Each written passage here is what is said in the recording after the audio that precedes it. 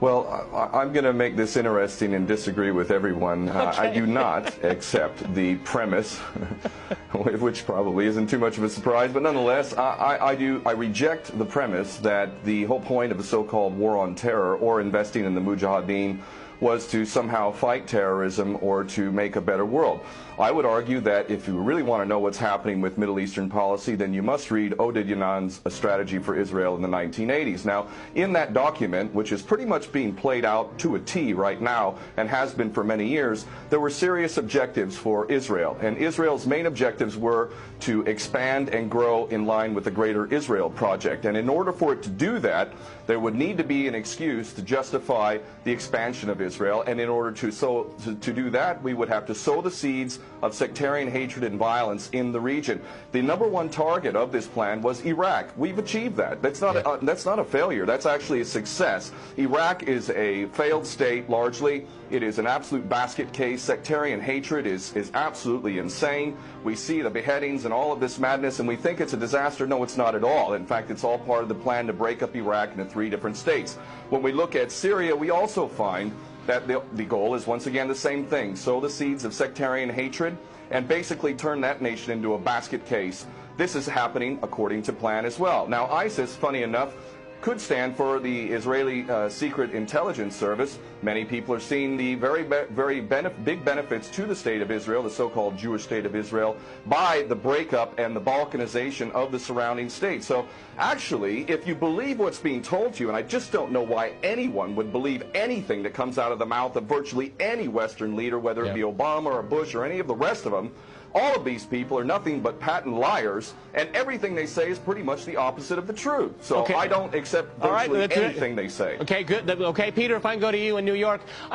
There is absolute continuity between the policies of Iraq and breaking it up and breaking up Syria as well. It is beyond naive to suggest that the U.S. doesn't have its fingerprints all over ISIS. In fact, tell me this. Why has ISIS never once, or al-Nusra Front or al-Qaeda, not once have they attacked Israel? In fact, ISIS militants are getting medical attention in the Golan Heights and in Israel itself. What does that tell you?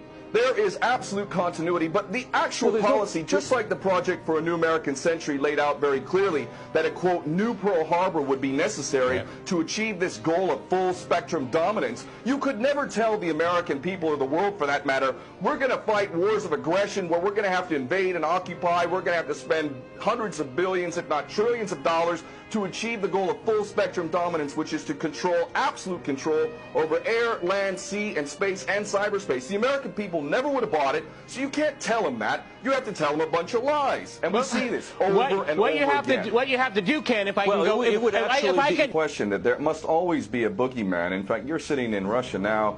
For 50 years plus, we were fighting this Cold War that really was an absolute charade to begin with. There never really was a threat of a Soviet invasion. And for decades, we spent insane amounts of money developing nuclear weapons to the point of really completely, totally collective insanity. And here we sit today in a world that threatens a third world war with a policy that is clearly intended to totally destroy Syria. Let's see what happens.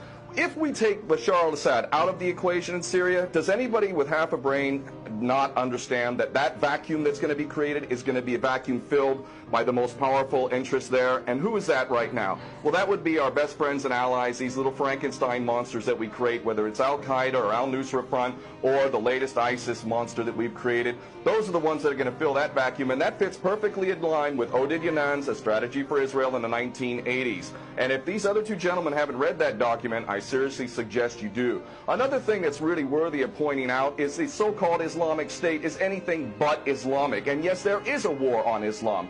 Islam is very understood by many Muslims around the world to be absolutely 100% forbidden for you to forcibly convert somebody to Islam or kill them.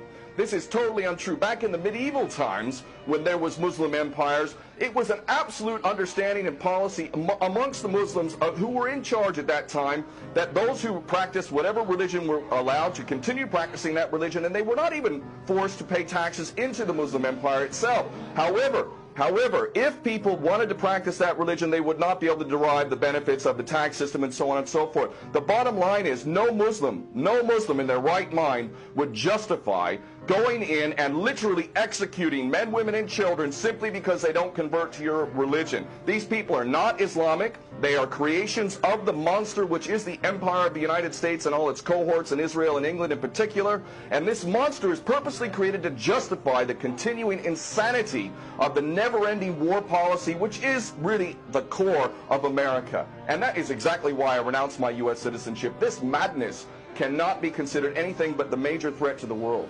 Okay, Peter, in New York, one of the things we've seen... Well, there are very obvious solutions. One is to arrest the traitors in the U.S. Congress and White House who have sworn to uphold the U.S. Constitution, and somehow the American people have sat by while the president has afforded himself the power to execute anyone, anywhere, anytime, for any American citizen to be detained without any due process of law, no representation, incognito, and theoretically he could be condemned to death by a military tribunal in secret and executed. All of this operating under supposedly the United States Constitution. So all of these traitors need to be arrested first and foremost. When Netanyahu came to the Congress a couple years back, he received 29 standing ovations by these cowardly chicken hawk traitors. So the American patriots need to stand up and grab a pair and ultimately have some integrity and get rid of these traitors. Secondly, cut off all funding to Israel. Israel is a pariah state, a criminal state. It is committing active policies of genocide by the legal definition of the word according to Black's Law Dictionary.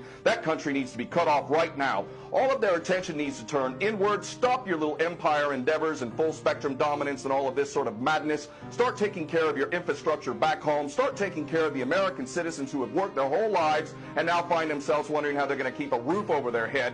All of that is very obvious and very sensible. Or America can continue to decline into an absolute total pariah state, hated and resented around the world, and maybe bring the whole world into World War III.